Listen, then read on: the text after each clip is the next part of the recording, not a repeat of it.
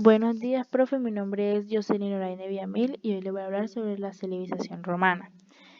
En este caso, de la ciudad de Roma.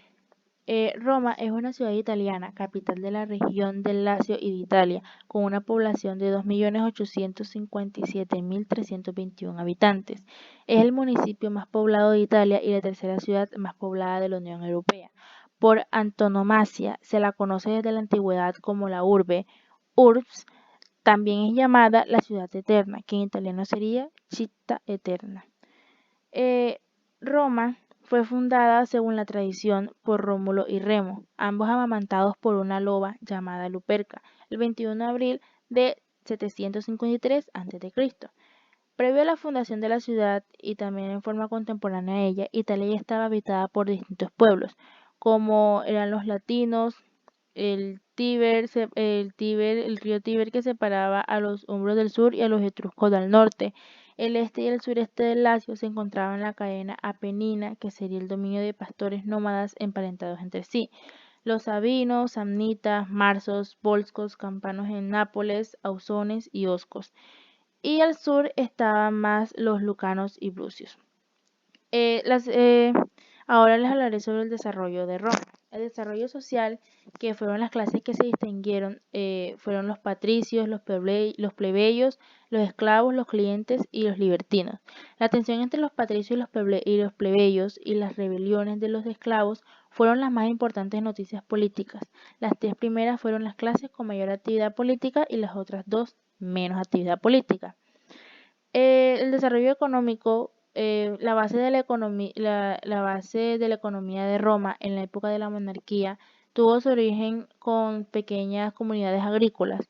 Era un escaso gobierno y era muy rígida la división en clases sociales. La ganadería era de participación privada, mientras que la cultura era más de manejo de las clases sociales bajas, como la campesina y la esclava. El régimen político. Las sucesivas fórmulas de organización del sistema político romano fueron la monarquía, la república y el imperio. Les voy a hablar un poquito sobre cada una.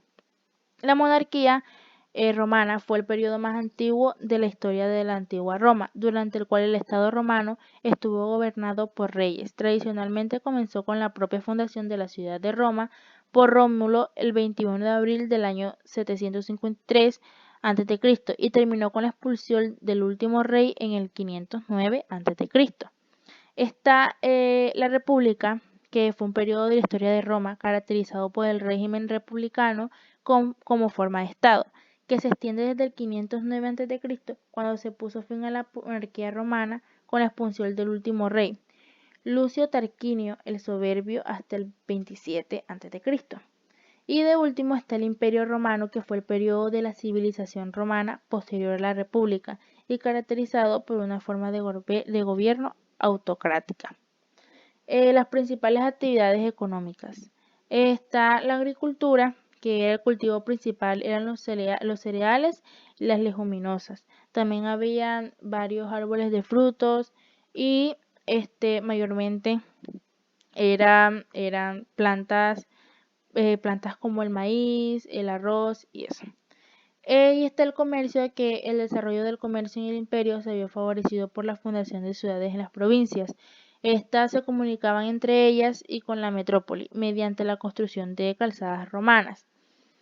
En, eh, Vamos a pasar a los datos culturales. En la cultura de la antigua Roma fue el resultado de un importante intercambio entre civilizaciones diferentes, como la cultura griega y las culturas desarrolladas en Oriente, que serían Mesopotamia y Egipto.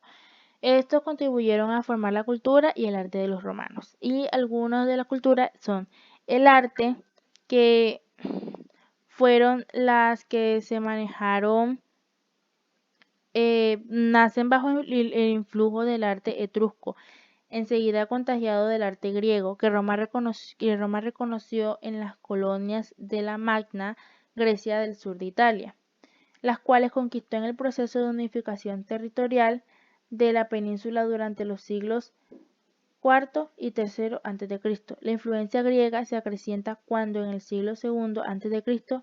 Roma ocupa Macedonia y Grecia. La lengua, que es el latín de la ciudad de Roma, se impuso a otras variedades de otros lugares del Lacio, de las que apenas quedaron algunos en el latín literario.